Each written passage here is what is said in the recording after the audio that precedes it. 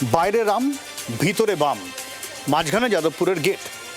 এই যাদবপুর বিশ্ববিদ্যালয়ে রাম এবং বামের মধ্যে চলল স্লোগান যুদ্ধ। গেটের এপার থেকে ওপারে উড়ে গেল ডিম, চটি, জলের বোতল। শেষমেশ অধ্যাপকদের হস্তক্ষেপে অশান্তি থামল ঠিকই, কিন্তু যাদবপুর শান্ত হলো কি?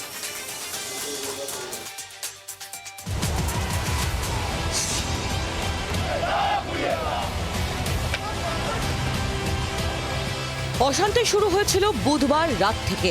অশান্তি শুরু হয়েছিল ক্যাম্পাস থেকে। রাতের অশান্তির রেশ বজায় রইল বৃহস্পতিবার দিনভর। ছাত্র রাজনীতির উত্তাপ বিশ্ববিদ্যালয়ের ক্যাম্পাস ছাড়িয়ে আছড়ে পড়ল রাজপথেও। বুধবার রাতে এসএফআই সহ বামপন্থী ছাত্র সংগঠন এবং এবিভিপির সংঘর্ষে কার্যত রণক্ষেত্রের চেহারা নেয় যাদবপুর বিশ্ববিদ্যালয়। তারই প্রতিবাদে বৃহস্পতিবার পৃথক কর্মসূচির ডাক দেয় দুপক্ষ। এদিন যাদবপুরের 8B বাসস্ট্যান্ড থেকে বিশ্ববিদ্যালয় পর্যন্ত মিছিলের ডাক দেয় এসএফআই। সকাল থেকেই 8B চত্বরে বাড়তে থাকে জমায়েত। বেলা 12টা নাগাদ মিছিল এগোতে গেলে 8B মোড়েই ব্যারিকেড দিয়ে আটকে দেয় পুলিশ। প্রতিবাদে রাস্তায় বসে পড়েন এসএফআই রাজ্য সম্পাদক দেবাঞ্জন দে, সিপিএম নেত্রী দীপশিতা ধররা।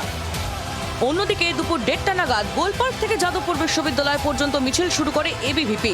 মিছিলের নেতৃত্বে ছিলেন স্থানীয় বিজেপি বিধায়ক সর্বরী মুখোপাধ্যায়।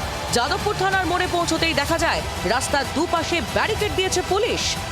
15 বছর ধরে তো এরকম হতো, আমরা অভ্যস্ত আছি। আমরা আসতাম আর পিজন ভ্যানে পুলিশ তুলে নিয়ে যেত। নতুন কিছু না, ওনারাও জানেন, আমরাও জানি। T20 ম্যাচ খেলতে আমরা পারি। কিভাবে যাবেন? এভাবেই যাবো, যেভাবে এতদূর এগিয়ে এলাম সেভাবেই যাবো।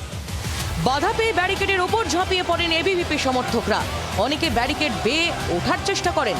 ধস্তাধস্তির মধ্যেই ভেঙে যায় পুলিশের ব্যারিকেড।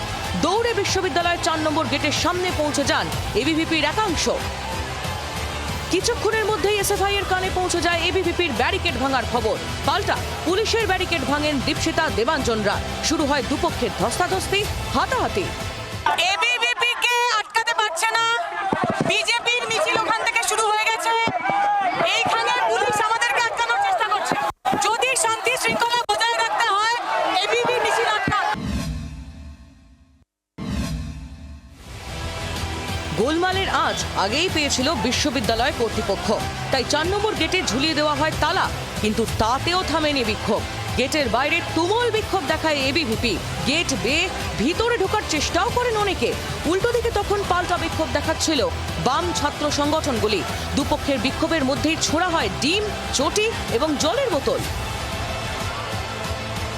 এরা দাবি করছে যে এরা ছাত্র, এরা বিশ্ববিদ্যালয়ের গেট ভাঙছে, এরা এখানে মনীষীদের ছবির উপরে ডিম ছুটছে। এগুলো আপনারা দেখুন।